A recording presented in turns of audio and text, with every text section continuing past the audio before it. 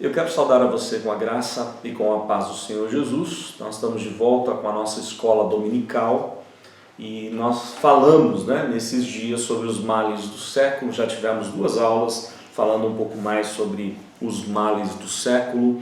Nós falamos, por exemplo, sobre a ira e como muitas vezes nós explodimos em ira e precisamos aprender a dominar a ira, reconhecer que ela existe. Nem sempre a ira é errado. Nós precisamos analisar os motivos da ira, se é justo ou não, mas acima de tudo buscar o domínio próprio para controlar as nossas emoções e não viver explodindo em ira. Falamos sobre a ansiedade, como ela toma conta da nossa mente, faz a gente perder a concentração, faz a gente pensar demais nos problemas, nas preocupações da vida e não ter uma mente em paz. Então a gente precisa tomar bastante cuidado com a ansiedade, e uma das soluções para a gente vencer a ansiedade é entender que Deus está sempre perto da gente, sempre pronto a ajudar, a buscar a paz de Deus, isso é importantíssimo, a meditar na palavra de Deus, nas coisas de Deus e tentar cultivar a nossa mente, uma mente saudável e assim viver com uma mente muito mais equilibrada. E falamos também sobre a depressão, que ela tem um cunho físico, emocional e espiritual. Na maioria das vezes que ela acontece na vida de alguém, ela tem esses 3 fatores que precisam ser trabalhados. Muitas vezes a questão física, é necessário fazer um tratamento com medicamentos ou reposição hormonal, alguma coisa, vitaminas, alguma coisa que possa ajudar a pessoa a sair ou ter mais equilíbrio físico para vencer a depressão. Mas também existe o lado emocional, ela precisa tratar das questões do passado, das mágoas, da culpa e de coisas importantes do seu emocional que precisam ser trabalhados. E falamos da questão espiritual, do afastamento de Deus. Quanto mais a gente se deprime, a tendência é a gente se isolar no nosso mundo, e inclusive com Deus. A gente acaba ou se revoltando com Deus, ou se afastando de Deus, e entra numa crise de depressão ainda maior. A ideia é o contrário, a gente se aproximar de Deus e buscar refúgio em Deus. A presença dos familiares é importantíssimo para vencer o problema da depressão, a família tendo paciência para lidar com o deprimido, nunca tendo pena do deprimido, ele não pode se sentir vítima de nada, e fazer o deprimido entender a importância de confiar, de esperar em Deus. Nós falamos também sobre como Deus tratou da depressão de Elias, providenciando aquilo que ele necessitava fisicamente, daí a ideia da própria medicação, se for assim necessário.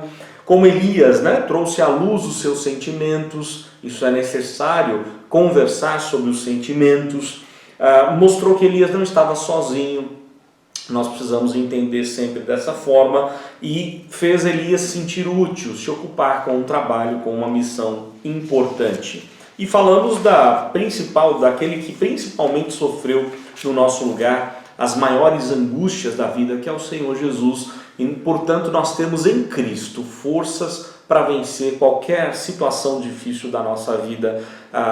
E nós sabemos que cada indivíduo reage de um jeito, não é? Mesmo diante dessa quarentena, alguns estão com o emocional bastante abalado, alguns estão ficando desanimados, angustiados, até deprimidos por tudo isso que está acontecendo. Outros são um pouco mais fortes emocionalmente falando, mas nós precisamos buscar em Deus refúgio para enfrentar todos esses males do século. Poderíamos falar sobre vários outros males. Nós teríamos aí, por exemplo, poderíamos falar sobre a obesidade, que é um mal do século muito importante, sobre a diabetes e tantos outros problemas que invadem a nossa vida, a nossa casa. Mas nós vamos hoje terminar o nosso assunto falando sobre insônia, é o nosso tema de hoje, o último mal do século. Vamos orar para buscar a direção de Deus para a nossa aula. Ó Deus, obrigado mais uma vez por estarmos juntos e pedindo agora a bênção do Senhor para conversarmos sobre esse tema tão importante, mais um dos males do século, do nosso tempo.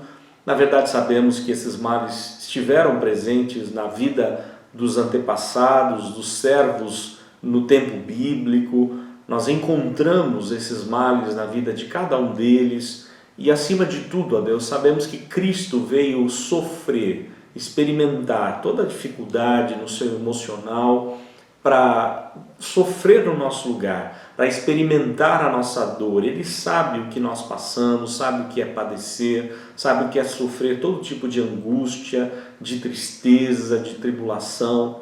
E por isso nós temos no Senhor Jesus forças para prosseguir confiantes, sabendo que temos nele o nosso abrigo, o nosso refúgio, e ele é o nosso intercessor. É ele quem leva as nossas orações ao trono do Senhor. Por isso pedimos a tua instrução, que o teu Santo Espírito possa iluminar a mente, o coração da gente, para a gente entender como lidar com esses males do século da melhor forma possível. Pedimos tua bênção, orando em nome do Senhor Jesus. Amém.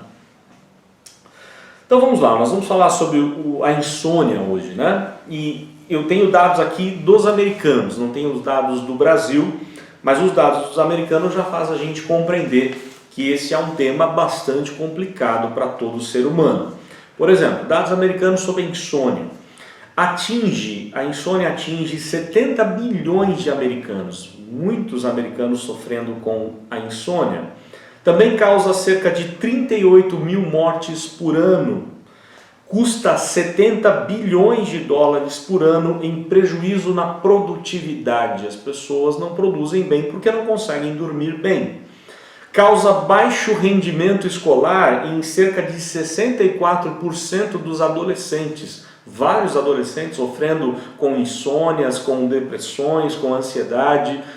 A geração de hoje, né, com a mente tão rápida que exige pela tecnologia, é muito mais tendenciosa a esses males do século do que a nossa geração.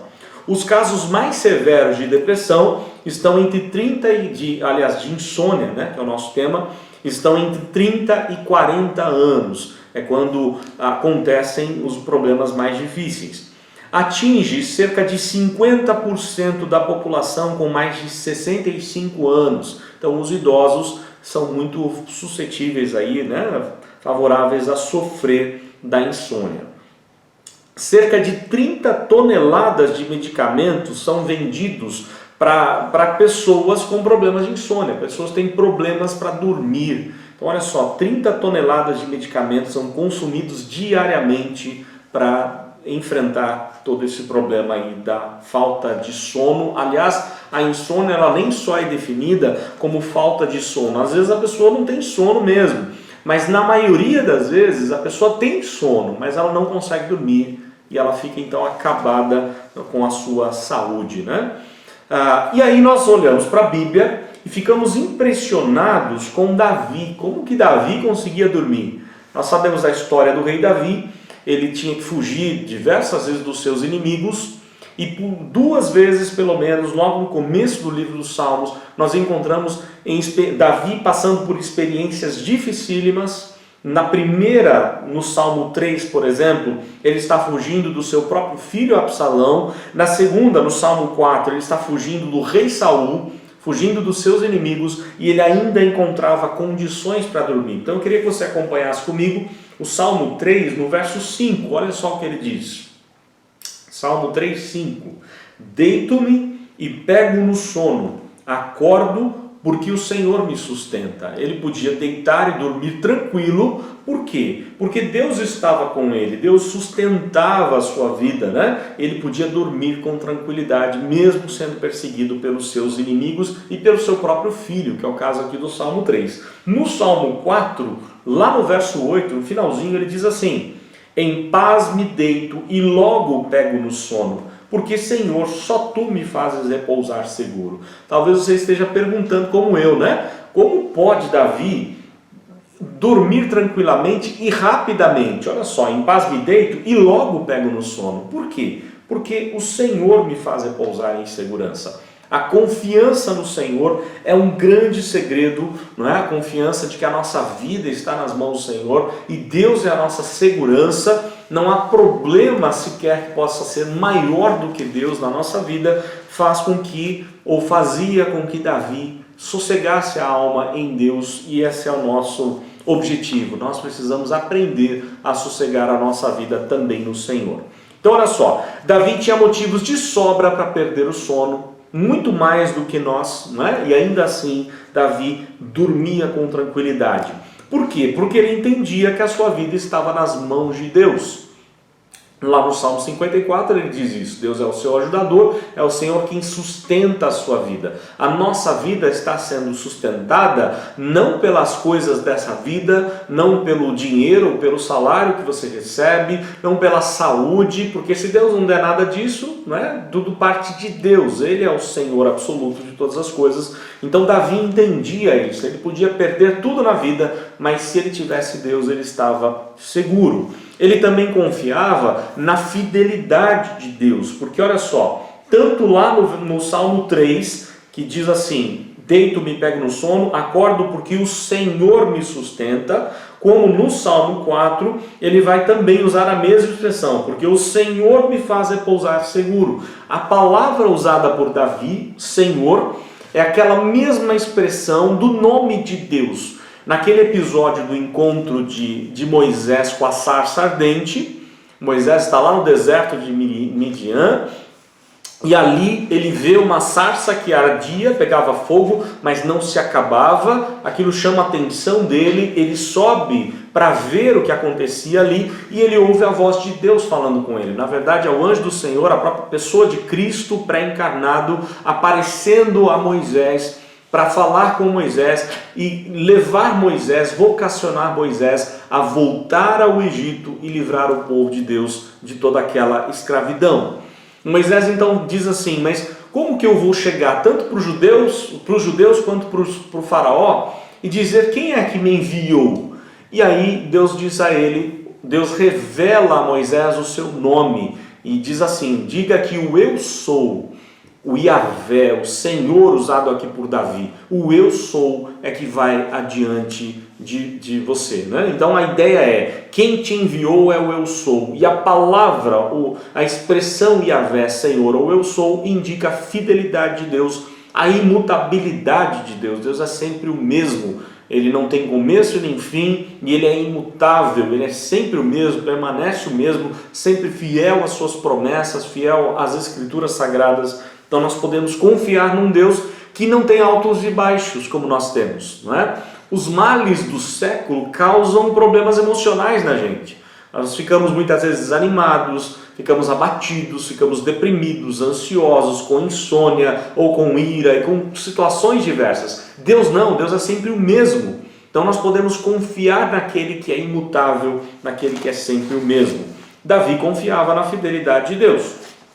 Também nós nunca podemos esquecer de que não é a nossa ocupação que vai cuidar do mundo. Não é o nosso trabalho, os nossos dons, nossos talentos ou nossas responsabilidades que vai cuidar das coisas da nossa vida. Nós temos que entender que quem cuida das nossas coisas, quem cuida da nossa família, quem cuida do nosso coração, da nossa vida, é Deus. Ele sim é Senhor de todas as coisas. Então olha só, o mundo, bem como a nossa vida, tudo está nas mãos de quem? Está nas mãos de Deus. E aí eu queria que você abrisse comigo um outro salmo agora, o Salmo de Salomão, o Salmo 127, que é um salmo de Salomão, do filho de Davi, e o homem mais sábio desse mundo, tirando, claro, a pessoa de Cristo.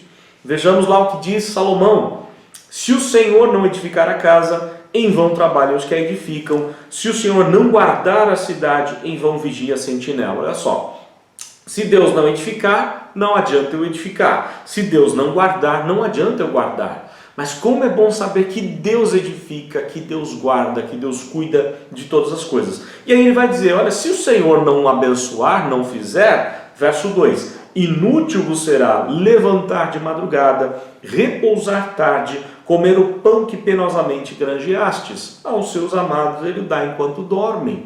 Deus derrama graça sobre a nossa vida. Deus quer que a gente se aquiete nele, que a gente descanse nele e não se desespere com as coisas dessa vida. Talvez a gente pense assim, eu preciso fazer isso, eu preciso fazer aquilo, eu preciso dar um jeito nisso, eu preciso dar um jeito naquilo, mas a gente não confia em Deus. Aliás, existe um livro muito interessante, A Geração que Desaprendeu a Orar. Ela diz, uma das teses do livro diz exatamente isso, né? Antigamente você não tinha tantos recursos da medicina, da psicologia, da tecnologia. Então qualquer problema que nós tínhamos, nós fazíamos o quê? Íamos orar. Hoje não, hoje antes de orar eu tenho um remedinho para tomar. Antes de orar eu tenho uma terapia que eu posso fazer, eu posso passar no médico tal. Os recursos estão muito disponíveis para nós e a gente esquece de depender de Deus. Em primeiro lugar deveríamos depender de Deus, deveríamos orar em primeiro lugar, depois tomar medicação, depois buscar um outro recurso, uma outra ajuda e assim por diante. Então nós aprendemos que precisamos aquietar a nossa vida em Deus. Deus tem o melhor para nós. Não adianta a gente ficar desesperado, ansioso demais, angustiado demais, porque Deus cuida de todas as coisas. Aliás, essa é a lição de Davi no Salmo 23. O Senhor, o Deus fiel, o Yahvé, né? O Senhor é o meu pastor, nada me faltará. Se eu tenho Ele como meu pastor, eu vou ter tudo o que eu preciso para cada momento, cada situação da minha vida. Então eu posso descansar no Senhor. Queria que você abrisse agora num outro salmo, conhecidíssimo também, que é o Salmo 46. Como vencer a insônia.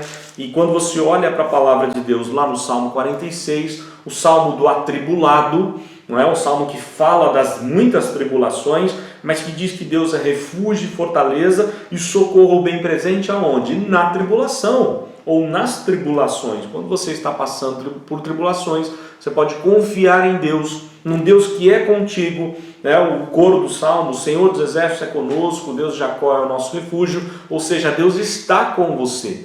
Ele está cuidando de você, cuidando da sua vida, da sua família, do seu trabalho, de todas as situações da sua vida.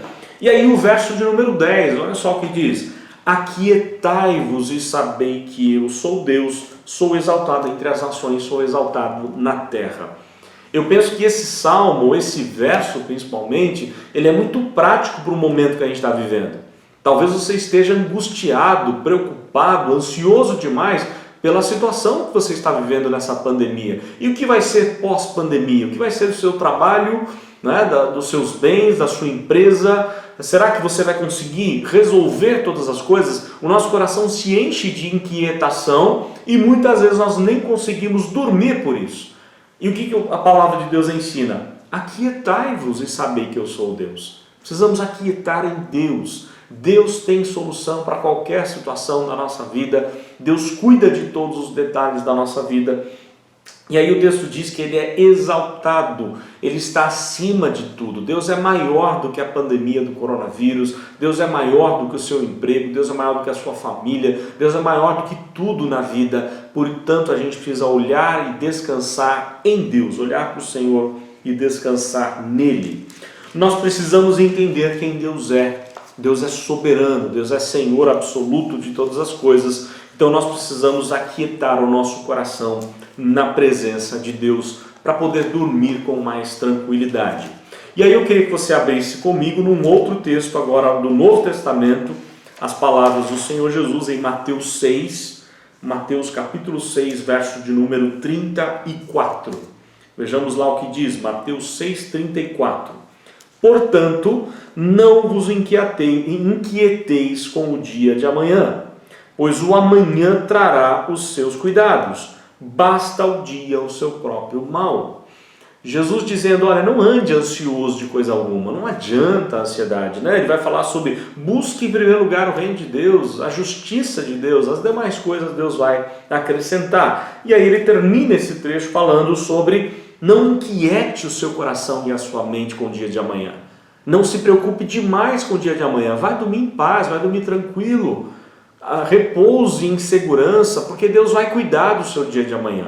Basta cada dia o seu próprio mal. Viva cada dia de uma vez, né? Deus não te revelou o que vai acontecer amanhã, porque você não tem estrutura para ver o que vai acontecer amanhã. Deuteronômio 29, 29. As coisas encobertas pertencem a Deus, as reveladas a nós e a nossos filhos. O nosso futuro pertence a Deus, não está revelado. Então aquiete o seu coração no hoje, no agora. Tenha paz com Deus, busque ao Senhor e tenha confiança de que Ele vai cuidar do seu amanhã. Ou um outro texto, voltando para o livro de Salmos, eu queria que nós lêssemos agora no Salmo 131. Vejamos o que diz o Salmo 131. Olha só. Senhor, não é soberbo o meu coração, nem altivo o meu olhar. Não ando à procura de grandes coisas, nem coisas maravilhosas demais para mim. Pelo contrário, fiz calar e sossegar minha alma, como a criança desmamada se aquieta nos braços de sua mãe, como essa criança é a minha alma para contigo, ou para comigo. Espera, ó Israel, no Senhor, desde agora e para sempre. Nós precisamos aquietar a nossa alma, como o exemplo que ele dá, né? Como uma criança desmamada se aquieta nos braços da sua mãe. Já viu essa cena? Né? A criança precisando do colo da mãe, né? Ela só consegue encontrar refúgio seguro no colo da mãe, até porque ela vai encontrar alimento no colo da mãe, ela vai encontrar segurança, amor, tudo aquilo que a gente precisa. Nós precisamos pensar nisso na nossa relação com Deus. Em Deus eu encontro tudo o que eu preciso, em Deus eu tenho toda a segurança para continuar a ficar firme na minha vida. E aí, eu queria, antes de terminar, ler um último texto com você em João, mais uma palavra importante do Senhor Jesus, João 14. Nós vamos ler alguns versos do capítulo 14. João 14. Jesus está se despedindo dos discípulos, desde o capítulo 13 de João. Ele reúne os seus discípulos para dar as últimas instruções, seus últimos ensinamentos, para celebrar com eles a ceia do Senhor. Logo saindo dali, ele vai para o momento, né, do Getsemane, para o momento difícil da sua própria crucificação. Então o Senhor Jesus está trabalhando no coração dos discípulos e acalmando a cada um deles. E aí o verso 1 do capítulo 14 de João, ele diz assim: não se turbe o vosso coração, credes em Deus, crede também em mim. Não fique ansioso demais, não fique preocupado demais, não fique temeroso demais, não se turbe o vosso coração. Credes em Deus, crede também em mim. Nós precisamos exercitar a nossa fé nos momentos mais difíceis da vida, como o caso que estamos vivendo, no momento de pandemia, precisamos exercitar ainda mais a nossa fé. E lá na frente, no verso 16 a 18, olha só o que ele diz para nós. Eu rogarei ao Pai e Ele vos dará outro Consolador. Nós temos um Consolador, a fim de que esteja para sempre convosco. A palavra usada aqui para Consolador é a junção de duas palavrinhas gregas, que é chamado para estar ao lado, é parakletos. Paráclitos até virou um nome usado em gráfica, tem uma editora com esse nome, Paráclitos.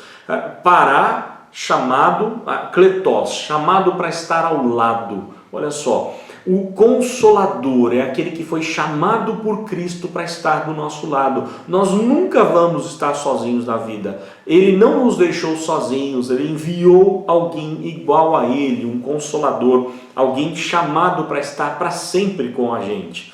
O verso 17 agora. O Espírito da verdade que o mundo não pode receber, porque não o vê nem o conhece. Vós o conheceis, porque ele habita convosco e estará em vós.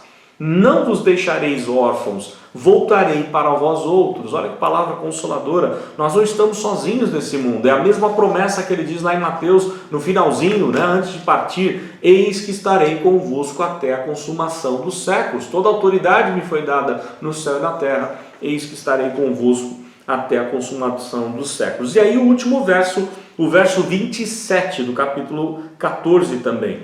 Deixo-vos a paz, a minha paz vos dou, não vou-la dou como o mundo a dá. Não se turbe o vosso coração, nem se atemorize. Nós temos em Cristo paz, tranquilidade para vencer todas as coisas. A ideia de paz é uma ideia errada para muita gente.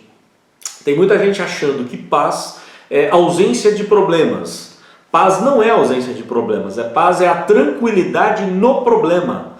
No meio de uma guerra, no meio de uma batalha terrível, você pode ainda assim encontrar paz em Deus, tranquilidade em Deus. A expressão bíblica hebraica para paz, a tão famosa, usada aí por muita gente, o shalom, né? Shalom é muito mais do que a ausência de conflitos ou problemas. É você ter a harmonia com Deus, a tranquilidade de estar bem com Deus. Se eu estou bem com Deus, então as demais coisas podem acontecer o que quiser na minha vida, que o que importa é a minha vida com Deus, a minha relação com Deus, a minha fé em Deus, e essa não pode ser jamais abalada. Terminando, como é que eu venço não só a insônia, mas todos os males do século? Algumas dicas bem rápidas aqui, pelo menos 4 dicas importantes para a gente exercitar no dia a dia. Primeiro, entregue-se a Jesus. Quem sabe você ainda não abriu o coração para Jesus, não entregou sua vida a Jesus. Esse é o momento de você se encontrar em Cristo. A conversão é um ótimo remédio para muitos males. Então, se você ainda não tem Jesus, entregue-se a Ele, entregue a sua vida nas mãos dEle. Reconheça que você não tem condições de governar a sua vida. Só Cristo pode cuidar de você, da sua vida. Então, entregue os seus sonhos, sua vida, seu futuro, tudo nas mãos de Jesus. Segundo ponto importante, cresça espiritual e emocionalmente, buscando o quê? O fruto do Espírito. Se você abrir lá em Gálatas 5, você vai encontrar as obras da carne, que é aquilo que está dentro do nosso coração contaminado pelo pecado, lutando contra o fruto do Espírito, a ação do Espírito de Deus na nossa vida. Então, o que nós precisamos fazer? Crescer espiritual e emocionalmente, vivendo, agindo e reagindo conforme o fruto do Espírito e não conforme as obras da carne. Nós precisamos cultivar o fruto do Espírito, a ação do Espírito de Deus na nossa vida. Terceiro ponto importante, reconheça que as suas emoções, reconheça as suas emoções e expresse essas emoções de maneira construtiva. Se você está desanimado, abatido, angustiado, reconheça isso, coloque diante de Deus, mas expresse nos seus relacionamentos de forma construtiva, na confiança em Deus, na certeza de que Deus está cuidando de todos os detalhes da sua vida e que Ele é o Deus justo, o Deus fiel, o Deus que cuida de você e Ele há de abençoar a sua vida. Então não deixe que o seu mau humor, que a sua ira, que a sua ansiedade, os seus momentos de depressão, ou de insônia venham atrapalhar os seus relacionamentos. Isso não pode existir. Você, pelo contrário, mantenha bons relacionamentos, relacione de maneira saudável, edificante, construtivamente aí com todos. E quarto ponto, cultive os bons pensamentos. Os pensamentos, eles alimentam as emoções, então a gente precisa, com toda certeza, cultivar os pensamentos. Eu falei que era o último texto, mas eu me enganei aqui, tem mais 2 textos para passar para você. O primeiro deles é em Romanos 12, carta de Paulo aos Romanos, capítulo 12, versículo de número 2. Eu queria que você leia comigo, é um texto muito conhecido, Romanos 12, o verso 2, 1 e 2 são muito conhecidos. O verso 2 diz assim: não vos conformeis com este século, mas transformai-vos pela renovação da vossa mente, para que experimenteis qual seja a boa, agradável e perfeita vontade de Deus. A nossa mente precisa estar cheia da experiência com a vontade de Deus, da vivência na vontade de Deus, que é boa, agradável e perfeita. Enche a sua mente com as coisas de Deus, com a bondade de Deus.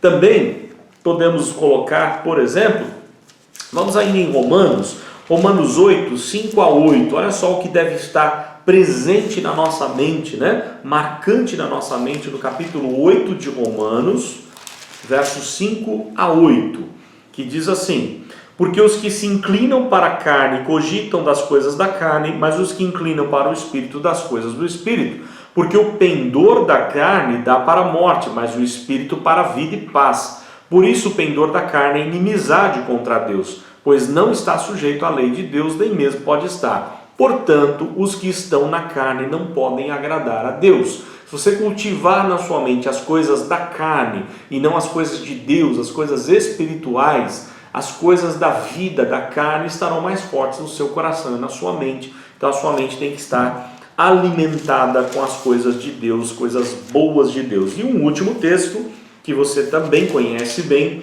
está lá em Filipenses, capítulo 4, versículo de número 8. Vejamos lá o que diz: finalmente, irmãos, tudo que é verdadeiro, tudo que é respeitável, tudo que é justo, tudo que é puro, tudo que é amável, tudo que é de boa fama, se alguma virtude há, se algum louvor existe, seja isso que ocupe o vosso pensamento. O nosso pensamento tem que estar firmado nas coisas boas de Deus, nas coisas verdadeiras, respeitáveis, justas, puras, amáveis, não é? Que é de boa fama, que tem virtudes e que traz louvor a Deus. Isso deve ocupar o nosso pensamento, o nosso coração. Que Deus possa nos ajudar a vencer os males do século. Nós falamos de alguns deles, tem muitos outros. É um tema para voltar a discutir em qualquer outro momento. Mas aquiete a sua alma em Deus, na presença de Deus. Vamos orar mais uma vez nesse momento.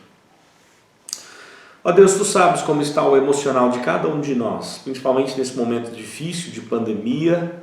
Há muitos que estão desanimados, outros desesperados, outros angustiados, deprimidos, abatidos, ansiosos, alguns explodindo em ira por viver uma quarentena sem poder sair e fazer as coisas do dia a dia, outros que não estão conseguindo dormir, outros comendo de maneira exagerada, vivendo numa crise tremenda de ansiedade. Ó Deus, são várias reações do nosso coração enganoso.